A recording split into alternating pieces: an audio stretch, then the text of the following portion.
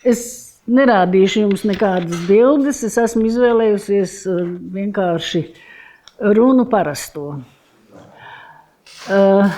Tēma bija ļoti diža man iedota, mākslas mantojuma aizsardzība 100 gados.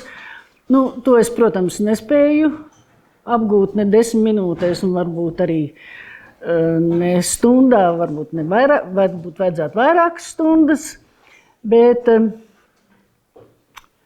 tā kā es esmu tieši pusi no šī laika, kas ir mantojuma aizsardzība Latvijas valstī 100 gadi, tad es varu atzīties, ka šajā rudenī man apritēs 50 gadi, kopš es esmu iesaistīts šajā nozares darbā, un tāpēc es domāju vairāk pievērsties tam periodam, ko es esmu pat nodarbojusies šajā laikā.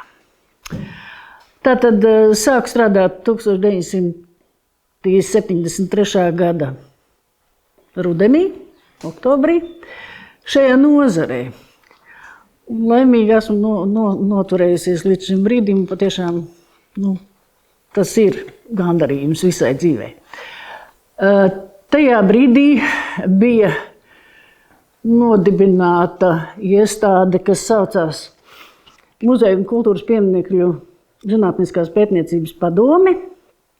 Mūsu uzdevums bija strādāt pie kultūras pieminekļu uzskaites.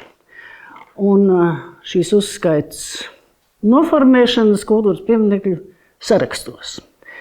Man tēma bija, protams, mākslas pieminekļi, tā kā biju vēl tobrīd arī Mākslas akadēmijas students mākslas vēstures un teorijas nodaļā.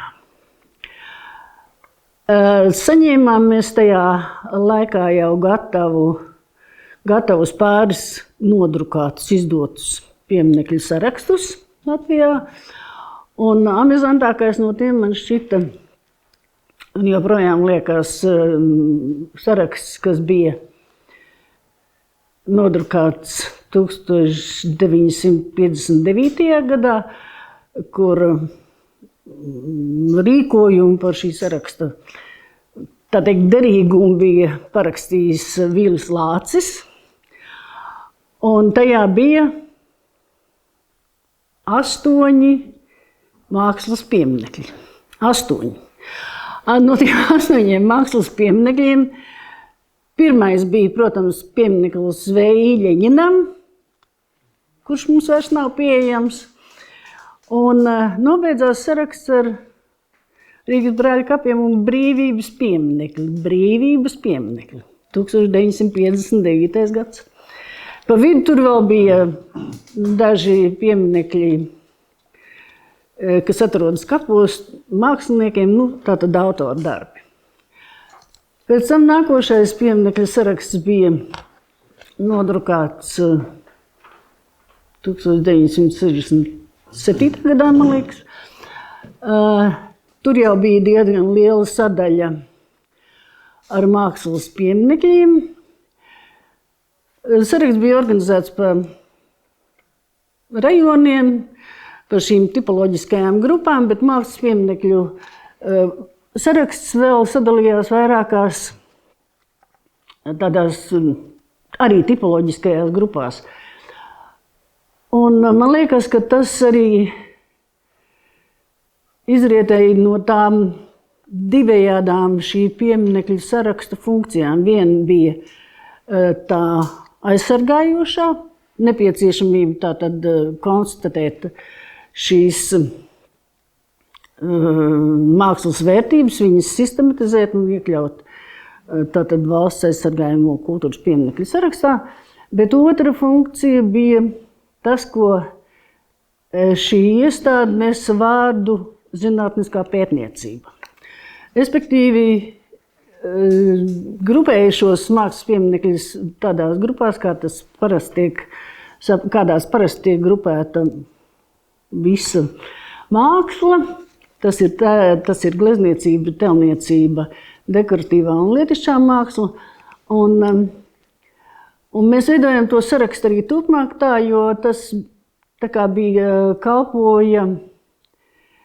kalpoja tiem mērķiem, lai varētu mākslas pētnieki labāk strādāt ar šo materiālu, jo tam, kuram vajadzēja atrast, pieņemsim tur, nezinu, kādas gleznas konkrētas, gleznas vai skulptūras vai telniecības darbus, kas atrodas kaut kur brīvā dabā vai kapos, tad tu pēc šīm tipoloģiskajām pazīmēm tā kā varēja strādāt. Uz tādas bāzes arī bija dibināta tā mūsu pieminekļa kartoteka, kur joprojām dažkārt pat tiek izmantot. Un man kolēģi, mūžīgā kolēģi Rūta Minska, šeit klātesošā, joprojām ar šo kartoteku strādā. 73. gads, tas bija tāds laiks, kad mēs jau tā kā vēl nebijām nemaz baigi pieredzējuši tādā senās mākslas ne pētniecībā, ne sistematizācijā. Vienīgais literatūras tāds objekts, avots mums bija Boris Vipera brīnišķīgā grāmata Latvijas mākslas baroka laikmetā, ja? Tā viņa pareizi sauc. Ar to Padus mūs vadāja pa kultūras pieminekļiem, pa Kurzemes baznīcām un citiem objektiem, arī mūsu toreizējais pasniedzējs Mākslas akadēmijā Jurģis Skulme. Un tas bija pirmais tātad literatūras avots. Šobrīd uz šo avotu pētnieki daudz ir ar viņu strādājuši un skatās jau diezgan kritiski. Tomēr grāmata ir skaista un, protams, kā ar viņu iepazīties dar katram. Liela tajā 67. gada sarakstā tātad bija diezgan plaši pārstāvēta Kurzeme, Vidzeme, Zemgale, bet bija diezgan trūcīgs materiāls par Latgali. Un tad mēs sākām pirmās ekspedīcijas arī uz Latgali un konstatējām, ka mums vispār nav nekādas nojausmas par to, kas atrodas pareizcīgo un vecacībnieku baznīcās. Ne tikai, ka mums nav nojausmas, mums nav arī tādu zināšanu šajā jomā, un mēs bijām spiesti aicināti un aicinājām piedalīties šajā apzināšanas darbā speciālists no Maskavas. Toreiz saucās Vissavienības zinātniskās pētniecības restaurācijas institūts, no kurienes atbrauca vairāk speciālistu un palīdzēja mums tikt galā ar šo te mantojumu. Diemžēl ļoti liela daļa, ko mēs tajos laika periodā no 1970. 8. līdz tātad 88. redzējām, fiksējām, liela daļa no tā, protams, tika izlaupīta un vairs nav atrodama, toties mūsu arhīvā kādam nākotnes vai tagadnes pētniekiem šis te materiāls ir pieejams, un to mēs esam paveikuši, kas bija diezgan tāds, Latvijā nedarīts darbs. Pirms tam mums bija tikai ziņas par to, ka saucamais Puškina nams, kas bija vāc senos izdevumus krievu valodā, bija no Latgales aizvedis arī uz savu krātuvi, vairākas grāmatas. Šobrīd tas, tāpēc arī tā iniciatīva mums tā kā radās, lai mums ir nepieciešama arī šī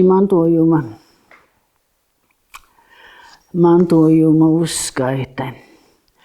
Lūk, tā mēs esam te strādājuši. Protams, ka uzskaitīt pieminekļus jau nav vienīgā tēma mākslas mantojuma aizsardzībā. Diezgan lielu darbu prasīja un tā kārtības iedibināšana, lai mēs varētu būt droši un pārliecināti par to, ka pieminekļu restaurācijas darbi norisinās pienācīgā kvalitātē un un nekaitētu arī tiem mūsu pieminekļiem.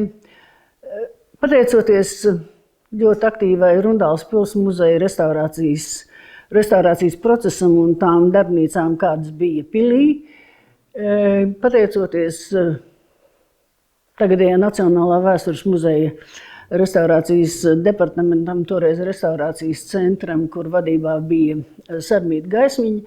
Un liekas, mūsu valstī, var teikt, restaurācijas, sevišķi mākslas un muzeju priekšmetu kolekciju restaurācija tika nostādīta tādā pietiekoši solidā un nopietnā līmenī, un līdz ar to tā izplatījās arī uz tiem mūsu pieminekļiem.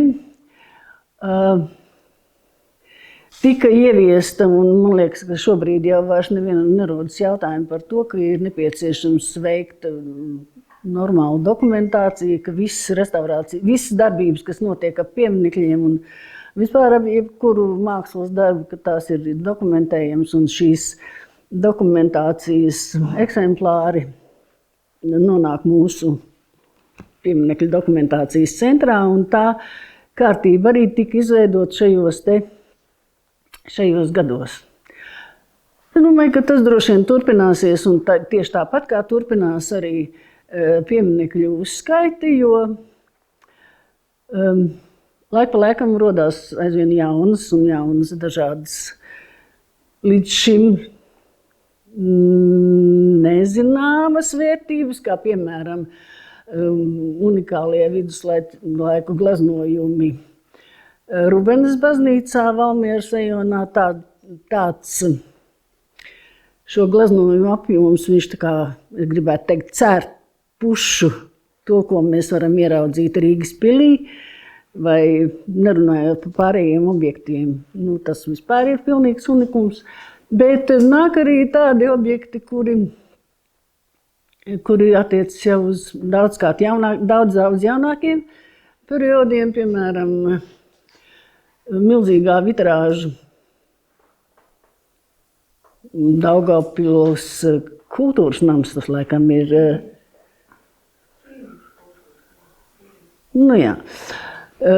kas ir Egona Cēsnieka darbs, kas šobrīd, acīm redzot, gaida savu iekļaušanu arī mākslas pieminekļu sarakstā. Un es domāju, ka tas droši vien nav galīgi nemaz beidzamais, kas mums būs jāiekļauj pieminekļu sarakstā.